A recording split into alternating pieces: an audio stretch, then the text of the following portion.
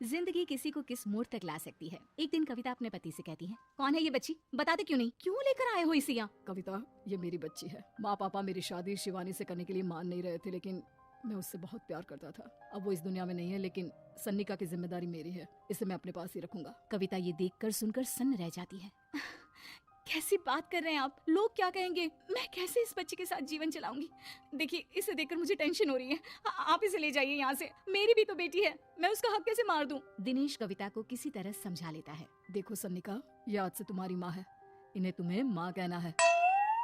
कविता को तो सन्निका को देखना भी गवारा नहीं है, फिर वो उसकी माँ कैसे बन पाती? और शायद दिनेश भी ये हकीकत जानता था। कुछ साल बाद देखिए, अब राधिका बड़ी हो गई है, उसके लिए किसी अच्छे घर का रिश्ता देखिए ना, शादी तो करवानी है ना।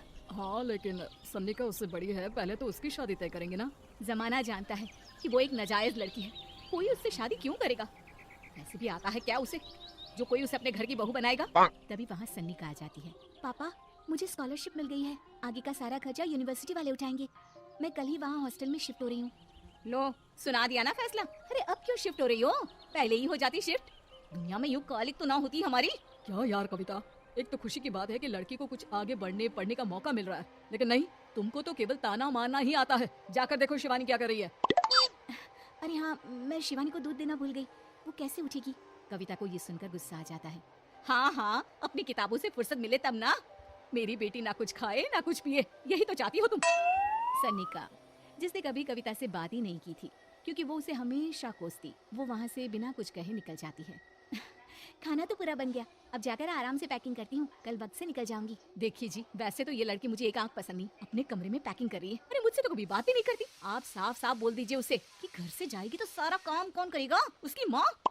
माँ का नाम सुनकर सन्निका भी वहाँ आ जाती है। नहीं, वो कैसे करेंगी, वो तो मर गई है ना। उस मनहूस औरत को मेरे घर में याद करने की कोई जरूरत नहीं है, समझी? वैसे भी ना होते हुए भी तेरी शक्ल में लगता है कि वो हमारे बीच में ही है हमेशा से। तो ठीक है ना, जब जा रही हूँ तो क्यों प्रॉब्लम हो रही है आपको? सन्निका घर से निकल रही थी। कविता ना चाहते हुए भी सन्निका को रोक लेना चाहती थी, और वजह थी सिर्फ उसकी सोशल लाइफ का डिस्टर्ब हो जाना। किटी में कविता की सहेलियाँ कहती है, क्या बात है, तू परेशान सी लग रही है, सब ठीक तो है ना? क्या हुआ, उस सन्निका ने फिर कोई तमाशा किया क्या? अरे नहीं नहीं, चली गई, वो तो ऑक्सफोर्ड की कोई एनजीओ है, उसकी स्कॉलरशिप मिली है। मेरा भाई बता रहा था कि उसका तो फ्यूचर ब्राइट है। अरे चल ना, तुझे क्या, तेरा तो पीछा छुटा उससे। और क्या ऐसे क्या नहीं, घर का सारा काम करती थी। इसकी छोटी बेटी को भी तो उसी ने संभाला था, याद है? उसकी छोटी बेटी का जो केस हुआ था, वो भी अपने सर ले लिया था। हाँ, तो बदले में सारा खर्चा भी तो हम लोग ही उठा रहे थे ना। और पता है, वो मुझसे बात भी नहीं करती, जैसे पता नहीं मैं ही उसकी माँ के मरने के लिए जिम्मेदार हूँ। अरे खुद को क्यों दोष दे रही है, तूने जो किया शायद कोई नहीं करता। कविता को समझ में नहीं आ रहा था कि उसके साथ ऊपर वाले ने ऐसा क्यों किया। वो शाम को घर आती है। आज तो बहुत खुश होगी तुम, एक बला से छुटकारा मिला ना तुमको। बेचारी की जिंदगी नरक बना कर रखी थी। वो तो कहते हैं ना, ऊपर वाला सब देखता है। देखो, चुन लिया उसने अपना रास्ता। कविता का मन तो करता है कि वो पति को सब कुछ सुना दे, लेकिन सामने सास खड़ी होती है। ये तो है, बेचारे को खाना बनाने से लेकर घर के सारे काम करने पड़ते थे। बाहर का भी कोई काम होता तो वही देखती। अब देखते हैं घर का काम कैसे होता है। तभी कविता की बेटी उसके लिए चाय लेकर आ जाती है। लो माँ चाय, कैसी रही किटी? अच्छी थी बेटा, खाने में कुछ बनाया है क्या?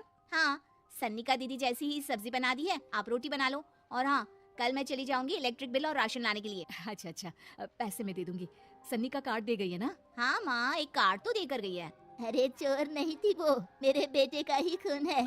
पता नहीं कितना घमंड भरा है इसमें। अरे छोड़ो ना माँ, जिसको जो बनना था वो बन ही जाएगा। अच्छा माँ, कल चलना है उसके कॉलेज में, सभी पेरेंट्स को बुलाया गया है। अब कविता तो जाने से रही, तो हम ही साथ चलते हैं। हाँ बेटा, उस बिन माँ की बेटी का है ही कौन।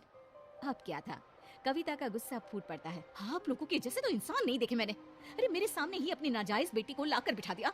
रोज मैं उसे देखती तो एहसास होता कि कैसे आपने मुझे इतना बड़ा धोखा दिया। जरा सोचिए तो, अगर ऐसा ही कुछ मैंने किया होता तो। अरे रहने दे, क्या नहीं किया तूने उसके बदले में।